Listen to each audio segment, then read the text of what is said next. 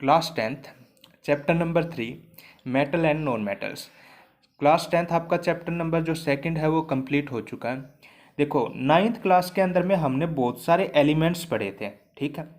हमारे पास में टोटल कितने एलिमेंट्स हैं? अभी प्रेजेंटली 118 एलिमेंट्स हैं, ठीक है। उसके अंदर में हमने क्या क्या चीज़ें देखी थी कि एलिमेंट्स को हमने डिवाइड किया था किसके अंदर में। एक तो आ गया था अपने पास में मेटल, एक क्या आ गया था नॉन मेटल, ठीक है, जो हमने नॉर्मली तौर पर देखा था। और भी होते हैं, मेटलॉइड्स भी होते हैं, ठीक है, मेटलॉइड्स भी होते हैं, नोबल गैसेस भी होते हैं, ठीक है। लेकिन आज के लिए हमें सिर्फ कॉन्सेप्ट देखने हैं, मेटल और नॉन मेटल्स देखने हैं। तो सबसे पहले मेटल क्या होते हैं। मेटल देखो, ए solid material which is typically hard, shiny, malleable, fusible and ductile with good electrical and thermal conductivity.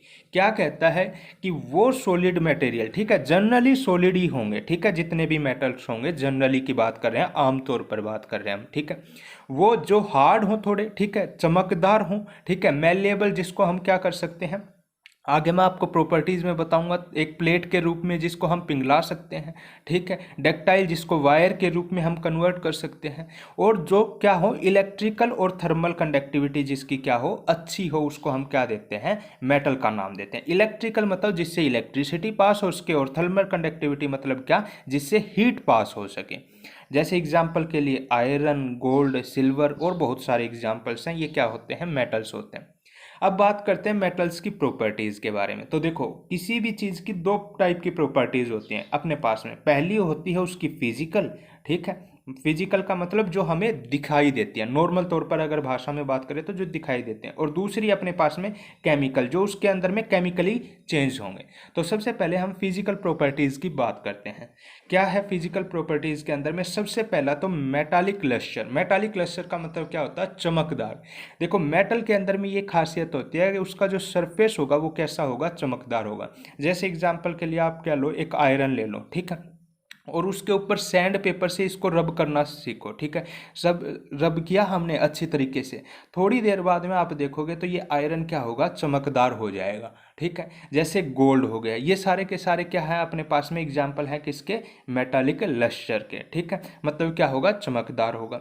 दूसरा अपने पास में मेलिएबिलिटी। देखो क्या होता है इसका मतलब, कोई भी मेटल जिसको हम किसके अंदर में उसको क्या करके बीट करके, ठीक है, मतलब उसके ऊपर हथौड़ी वगैरह मार मार के उसे थिन शीट के रूप में, ठीक है, एक परत के रूप में इस तरीके से बना सकें, ठीक है, तो उसको हम क्या नाम देते हैं, मेलेबिलिटी नाम देते हैं, ठीक है। जैसे आप लोगों ने बहुत बार देखा होगा, ठीक है, सोने वगैरह को, गोल्ड वगैरह को, ठीक है, अलग अलग रूप दे देते हैं, सिल्वर को अलग अलग रूप दे देते हैं, ठीक है, और कुछ हद तक आयरन को भी अलग अलग रूप देते हैं। ये किसका कारण है, मेलेबिलिटी का ही काम है, ठीक है।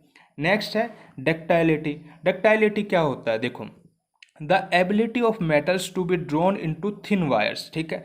क्या, मान लो मेरे पास में ये इस तरीके से एक क्या है, एक ऐसे सिलेंड्रिकल आकार में गोल्ड है, ठीक है, सिलेंड्रिकल आकार में गोल्ड है, और इसको मैं पिघलाना स्टार्ट कर दूं, ठीक है, पिघला के और गर्म करके जैसे जैसे इसको किसका रूप दे दूं, एक वायर का, पतली वायर का रूप दे दूं, ठीक है, तो ये क्या आ गया मेरे पास में, कौन सी प्रॉपर्टी आ गई, डक्टाइलिटी, ठीक है। आप याद रखना एक चीज़, 1 ग्राम गोल्ड को मैं कितना लंबा ले जा सकता हूँ, 2 किलोमीटर लंबा तक वायर के अंदर में कन्वर्ट कर सकता हूँ। मतलब सबसे हाईएस्ट जो डक्टाइल नेचर है वो किसका है अपने पास में, गोल्ड का है। और भी है, जैसे सिल्वर भी हो सकता है अपने पास में डक्टाइल, ठीक है, आयरन भी हो सकता है, लेकिन हाईएस्ट कौन हो सकता है अपने पास में, गोल्ड हो सकता है, ठीक है। तो ये ध्यान रखिए, ये तीनों की तीनों टर्म आपको याद रहनी चाहिए। कौन सा, मेटालिक लस्टर याद रहना चाहिए, मेलिएबिलिटी याद रहना चाहिए, और डक्टाइलिटी याद रहना चाहिए, ठीक है। तो ये थी अपने पास में कुछ एक फिजिकल प्रॉपर्टीज़। अगर आप लोग सबसे पहले ये चीज़ ज़रूर करना, इतने दिन बाद में आपको होमवर्क मिल रहा है, तो फर्स्ट ऑफ ऑल आप पहले की जो क्लास हो रखी हैं उनको रिवाइज ज़रूर करना, ठीक है।